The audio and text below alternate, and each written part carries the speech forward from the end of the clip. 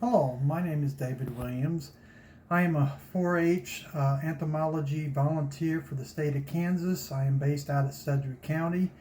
We're going to be having about a 4-part series here on beginning pinning. How I got involved in entomology was about 22 years ago. My oldest daughter Cassia had spent a year in 4-H and came home to my wife and said, "Mom, I want to do entomology." And my wife said, "Oh, that's fun. What is that?" And we've had bugs now in the freezer for 22 years.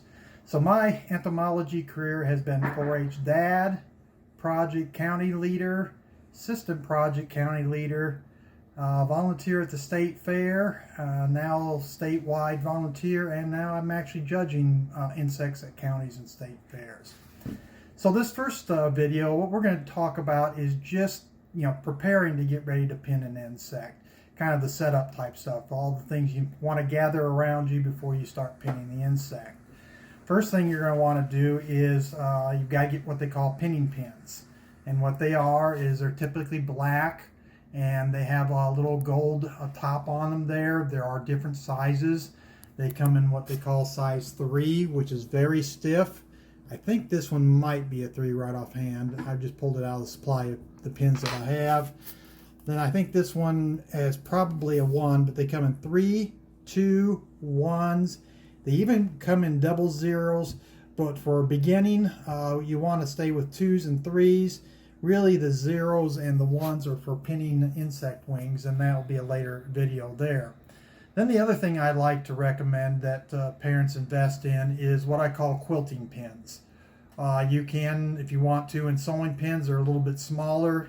You can do that. What you'll want to do, use these for, again, they're bigger, so the younger kids can work with them better, grab them better, and then as they work with the legs, they can get underneath the insect better.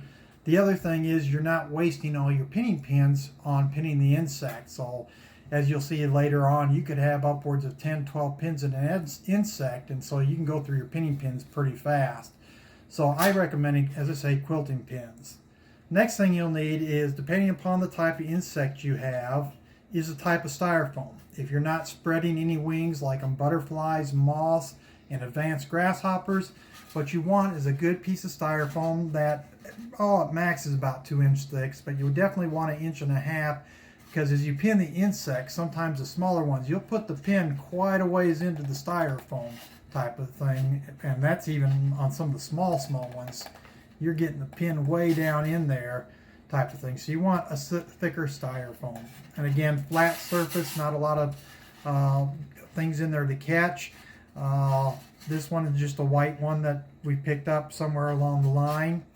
I will show now, but you'll see more of it in a later video when my daughter Cassie will be doing the pinning the butterflies and moths. She's very good at that. Is another piece of styrofoam where you have some grooves cut out. And this is where you're going to put the abdomen and thorax of the butterflies, moths, so you'll see different sizes because the moths and butterflies come in different sizes, and then you'll pin the wings out. And so if you get to that, you'll need a styrofoam set up and cut for that. Next thing you'll need, now that you have the pins, I'll just leave that here, is potentially you're going to need a good pair of tweezers. With a nice good pinning point on that. Again, what you'll use this for as you're trying to pin your legs and make the insect look natural. Sometimes you have to get in there and grab the legs to pull them out, type of stuff. And then when you get to pinpointing, they're smaller insects, you use it to position the pin on the insect. So you want a good set of tweezers that has a very good point on it. And this one has a nice little angle so you can sit there and get into the insect good. Another thing, along with the tweezers that might be good, is a magnifying glass. So as you're working with the insect, maybe you might have to have a parent helping you here, hold the magnifying glass so you can see what's going on with your tweezers a little bit better to pull the legs out on that. Again, magnifying you'll use for identification, but you also use it for pinning. Hands will work to start with, but if the kid really starts getting into entomology in a big way, then I recommend stepping up and maybe purchasing a magnifying set that you can wear on the head. And then they can really get in and they can work hands-free. Both hands are free now. and they can work with the insect that way. So again, this one fits on the head. Some kids will even invest, the quilting things where they're attached to a stand, and you got a big thing you can look through. You can even use that. Then the other thing that you might want to do, you don't necessarily have to have it for beginning, but ideally is what we call a pinning block. And what this does is it helps consistently keep the labels and the pin of the insects pretty consistent. This is one that we have. You'll see there's 4 layers. Sometimes you'll see 4 layers online. For Kansas 4-H, basically we've only used 3. It's about a 1/4 inch piece of wood. As you can see here, I just kind of glued them together.